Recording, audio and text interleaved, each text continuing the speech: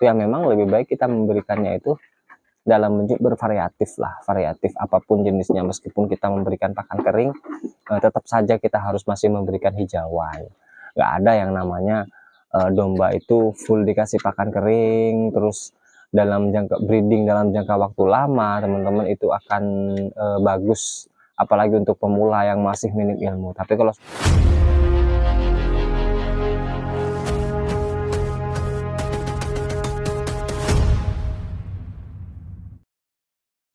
Assalamualaikum warahmatullahi wabarakatuh, sedulur pecinta wadus kafe, sedulur ngarit, sehobi dan seprofesi, teman-teman ya. Oke, semoga kalian hari ini dikaruniai kebahagiaan serta rezeki yang berkah, serta juga kelancaran dalam menjalankan usaha teman-teman semua, baik itu di usaha peternakan, pertanian, perikanan, bisnis non barang hidup seperti jasa dan lain-lain. Semoga semuanya diberikan kelancaran dan rezeki yang barokah, teman-teman, agar bisa bermanfaat bagi kita, keluarga, dan juga lingkungan. Oke, hari ini saya akan coba membahas tentang susahnya jadi seorang peternak yang masih kecil dan masih mengerjakan semuanya sendiri.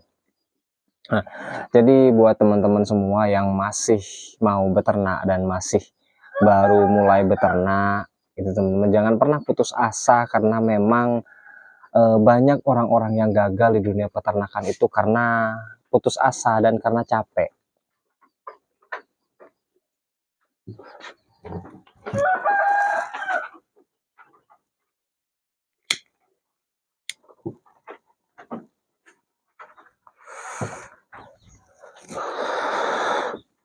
Kenapa saya bilang capek ya? Karena kan teman-teman tahu sendiri ya, kita mengurusi barang hidup seperti ternak, domba, kambing, sapi itu kadang mereka tidak sesuai dengan ekspektasi kita, tidak sesuai dengan apa yang kita inginkan gitu.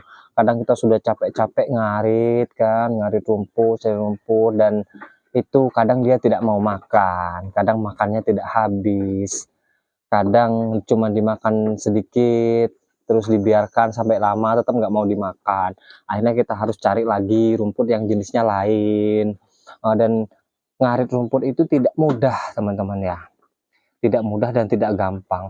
Kadang kita harus pindah dari satu lokasi ke lokasi lain, dari tempat A ke tempat B gitu loh. Dan di satu tempat itu belum tentu dapat satu ikat, dapat satu karung belum tentu.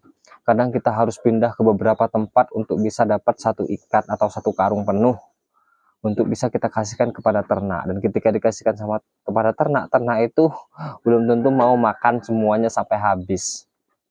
Nah, itu yang kadang ya bikin kita sedikit kecewa, sedikit capek gitu, ngerasa capek. Tapi kembali lagi, karena rasa cinta kita terhadap apa yang kita pelihara, rasa cinta kita terhadap apa yang kita impikan suatu saat nanti di kemudian hari, itu akan merasa capek itu akan senantiasa hilang, teman-teman.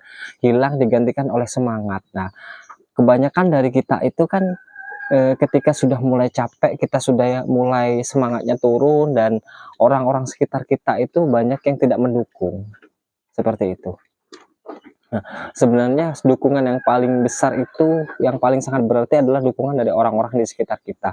Entah itu baik keluarga, sanak saudara, anak, istri, itu yang paling berharga dukungan kalau menurut saya.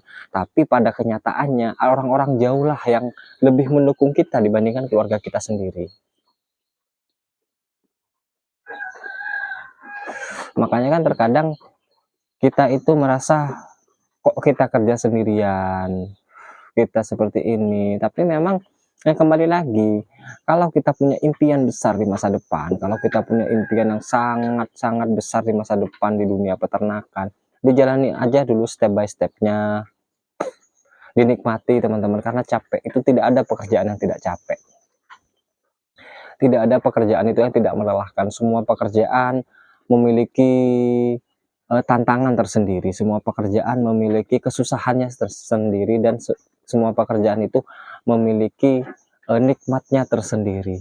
Sekarang tinggal bagaimana kita untuk menikmatinya dengan cara, kalau saya, teman-teman ya, dengan cara saya melihat setelah saya memberikan makan kambing domba, saya stay di kandang, melihat bagaimana mereka makan secara bersama, bagaimana lahapnya mereka makan, bagaimana mereka ketika bermain kejar-kejaran itu teman-teman, itu merupakan suatu hiburan buat saya.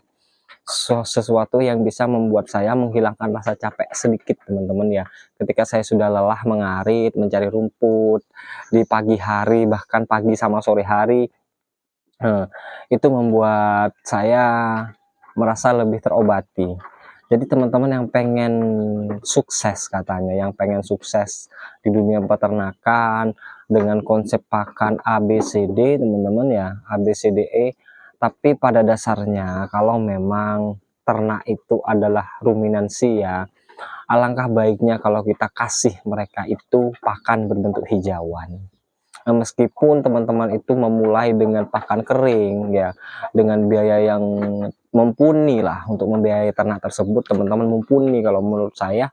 Tapi untuk menjaga kestabilan nafsu makan dan untuk menjaga kestabilan kesehatan ternak itu, alangkah baiknya dikasih hijauan, entah itu 2 minggu sekali, entah itu 1 minggu 2 kali, 1 minggu 3 kali, atau bahkan setiap hari teman-teman, paginya itu dikasih hijauan atau sorenya dikasih hijauan, sisanya teman-teman menggunakan pakan kering atau silase.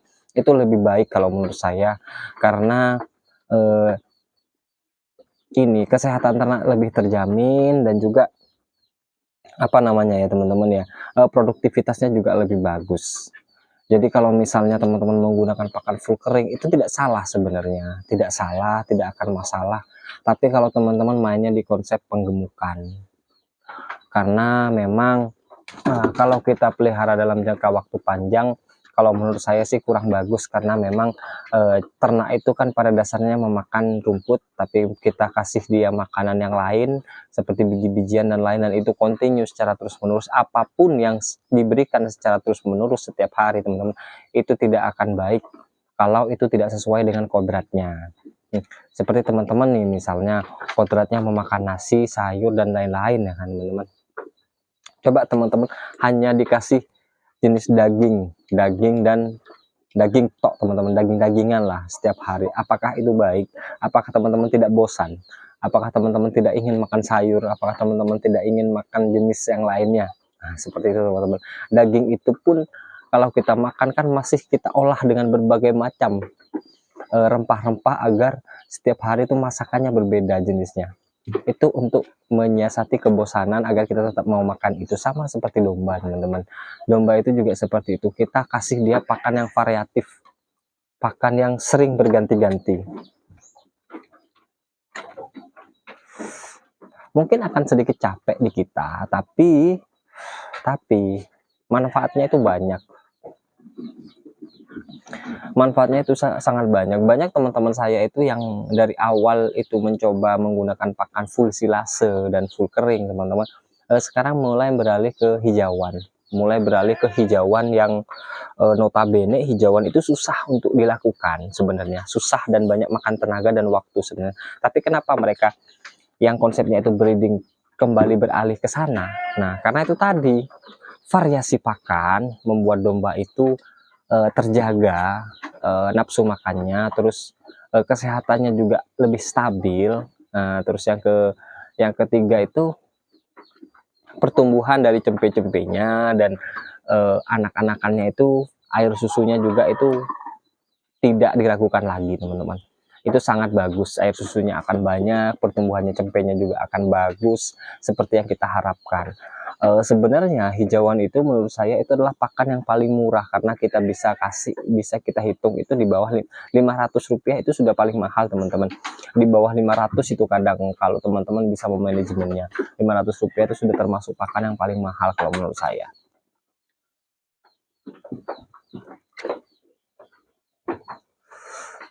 Jadi kalau misalnya kita itu mau memberikan pakan, ya memang lebih baik kita memberikannya itu dalam bentuk bervariatif lah, variatif apapun jenisnya. Meskipun kita memberikan pakan kering, tetap saja kita harus masih memberikan hijauan.